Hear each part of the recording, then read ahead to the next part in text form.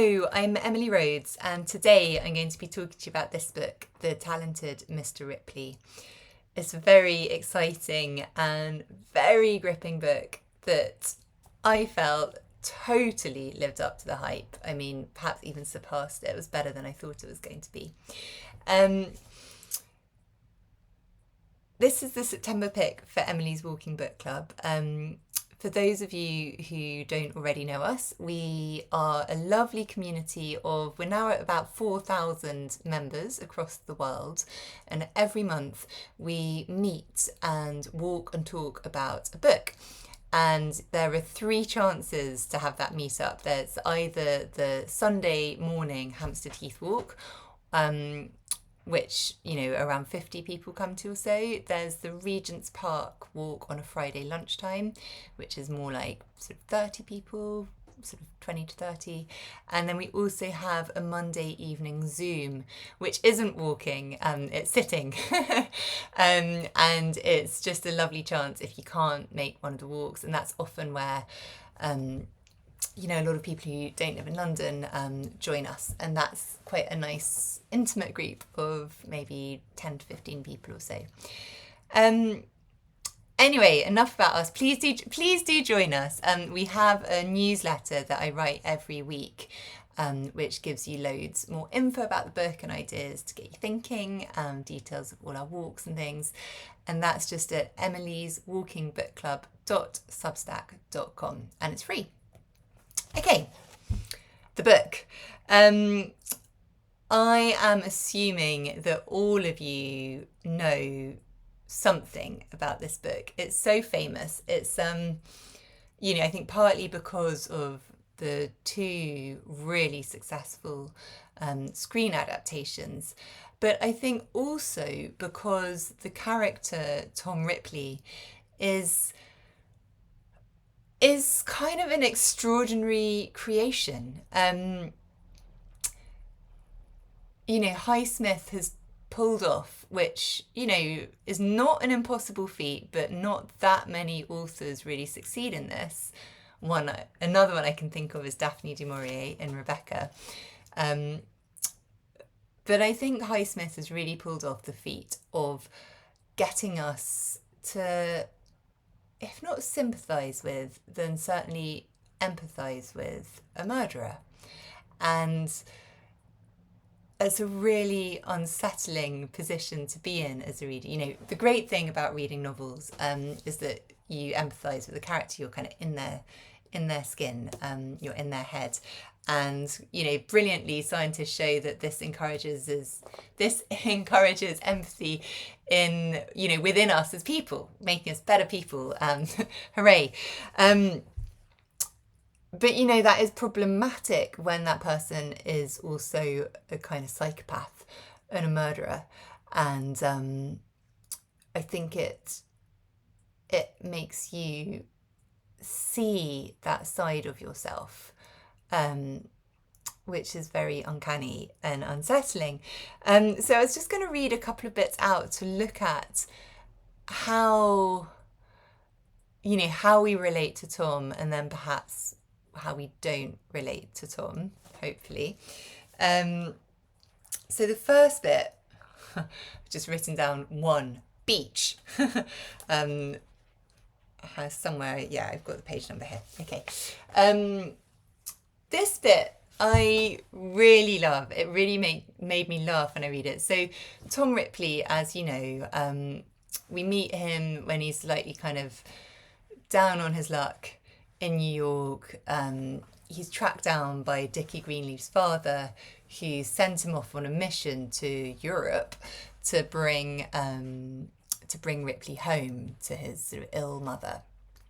And Ripley is this kind of playboy errant son, and Tom sort of manages to persuade Dickie's dad and mum that they were actually better friends than they were, and that he is the man to do the job.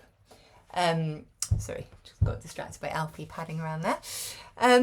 So he arrives in Italy, and is told, and gets all the sort of missions up a million stairs to get to Dickie Greenleaf's house, and then he is told that he's down on the beach, and we immediately all see that, he doesn't speak Italian, he doesn't understand very much, he's out of his comfort zone, he's still got all his bags and everything, he's literally just arrived in the country.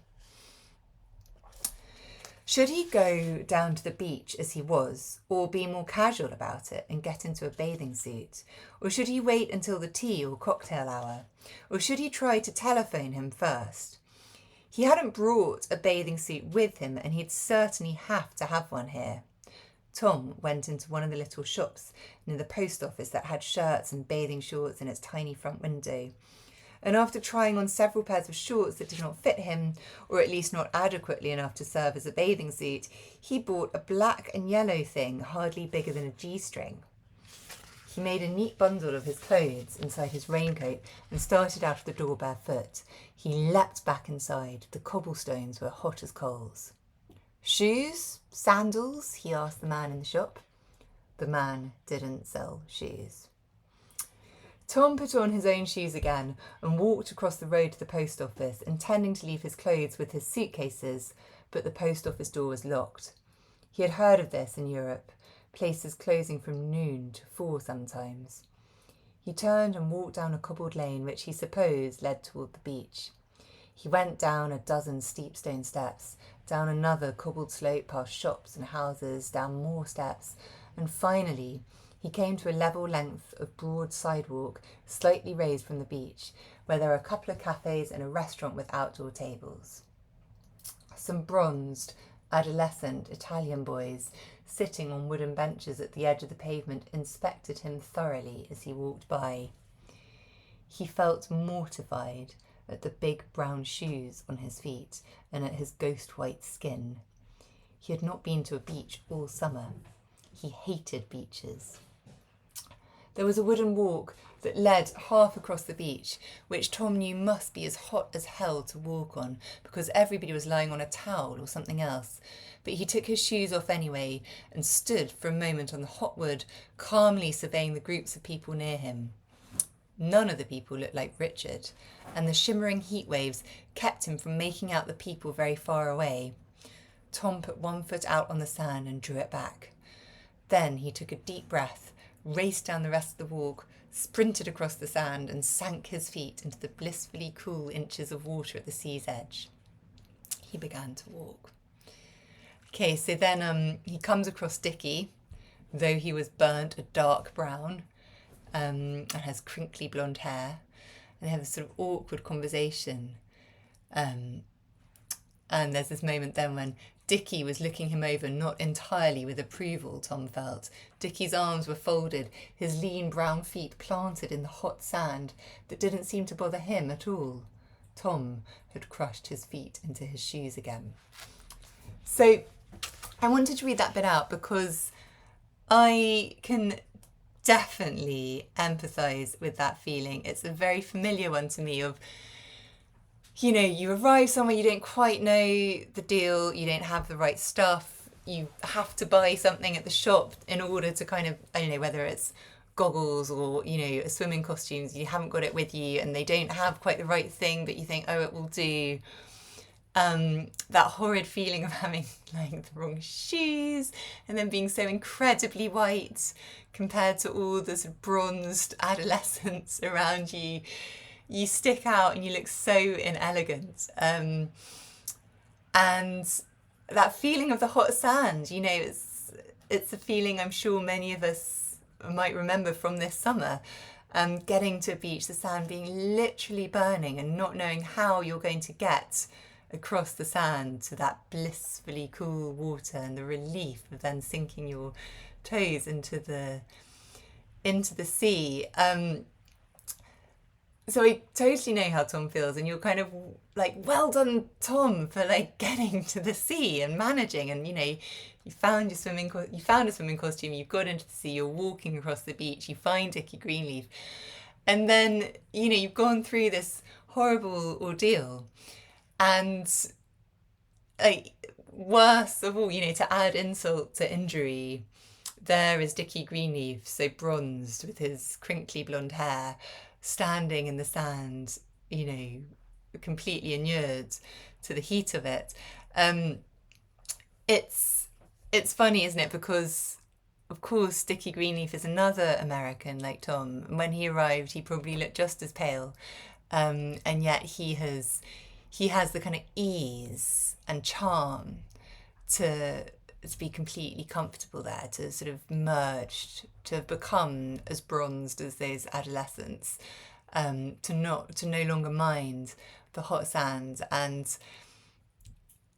I mean, does anyone ever feel like Dickie Greenleaf? I've never felt like that. I've only ever felt like the Tom Ripley, all kind of pale and with the wrong shoes and finding the sand too painful and awkward, rather than this suave, charming, bronzed kind of hunk. So of course we're with Tom here. You know, we sort of admire Dickie, but we also slightly resent him, and we know we can't be him. So I just then briefly wanted to skip ahead. So, you know, this sort of relationship gets off to a bad start, but it kind of develops and sort of up and down, a bit rocky. And then, you know, Tom suddenly realizes that he's sort of failing both to kind of have won Dickie over and also to bring him home. And I think at this point the dad has written to say, you know, you failed, don't bother anymore. And they're going on this kind of last trip together, which Marge, who's also on the beach, you know, was going to go too, and you know, Tom manages to get it, so it's just him and Dickie. But at this point, Tom is so, you know, so upset and cross with himself and resentful of Dickie. I thought I would just read this bit out because it shows, I think it's a bit of a development from the feeling in the last bit on the beach, okay? Dickie said absolutely nothing on the train. So this is when they're going off to San Remo together. Under a pretense of being sleepy, he folded his arms and closed his eyes. Tom sat opposite him, staring at his bony, arrogant, handsome face, at his hands with the green ring and the gold signet ring. It crossed Tom's mind to steal the green ring when he left. It would be easy. Dickie took it off when he swam. Sometimes he took it off even when he showered at the house. He would do it the very last day, Tom thought. Tom stared at Dickie's closed eyelids. A crazy emotion of hate, of affection, of impatience and frustration was swelling in him, hampering his breathing. He wanted to kill Dickie. It was not the first time he had thought of it. Before, once or twice or 3 times, it had been an impulse caused by anger or disappointment, an impulse that vanished immediately and left him with a feeling of shame. Now he thought about it for an entire minute, 2 minutes, because he was leaving Dickie anyway, and what was there to be ashamed of anymore? He had failed with Dickie in every way. He hated Dickie because, however he looked at what had happened, his failing had not been his own fault, not due to anything he had done, but due to Dickie's inhuman stubbornness and his blatant rudeness. He had offered Dickie friendship, companionship and respect, everything he had to offer, and Dickie had replied with ingratitude and now hostility. Dickie was just shoving him out in the cold.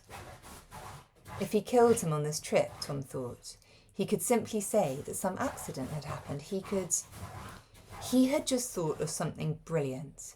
He could become Dickie Greenleaf himself. And it goes on like that, and then he says he began to think of how.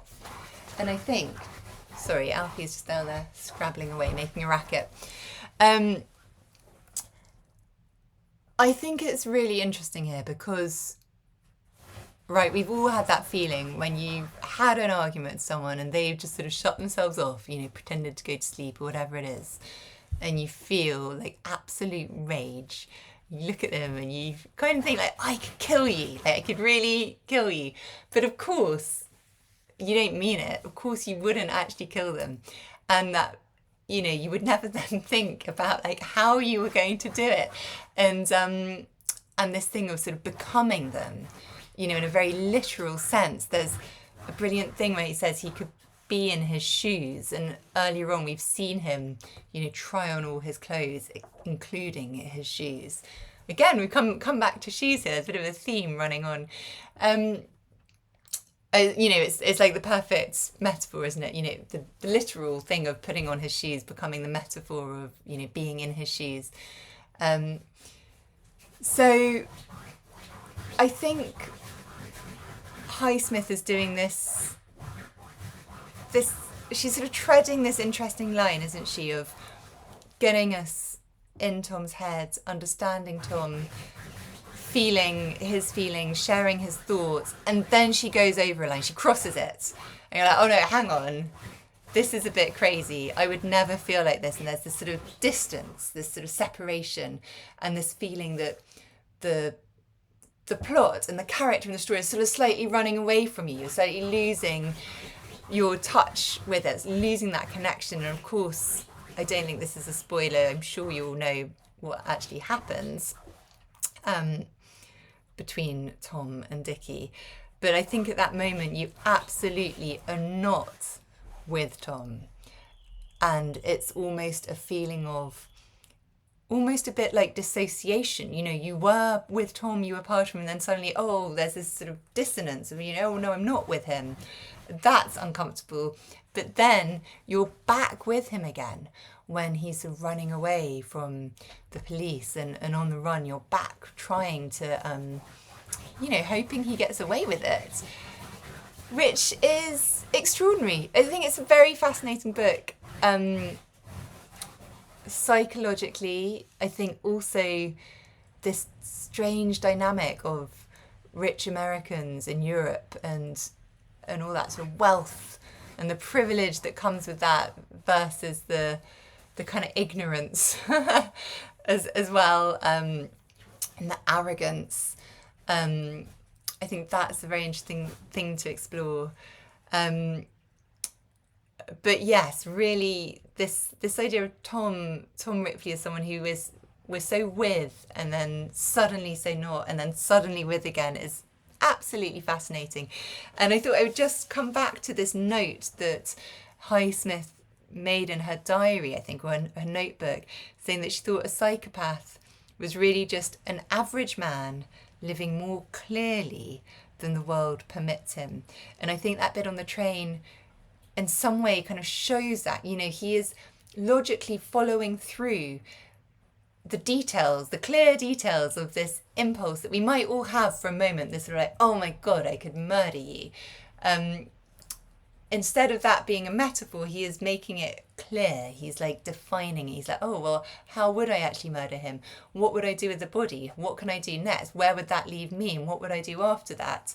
The world doesn't permit that kind of thinking, but somehow it does for Tom Ripley. Anyway, I can't wait to hear your thoughts about this book.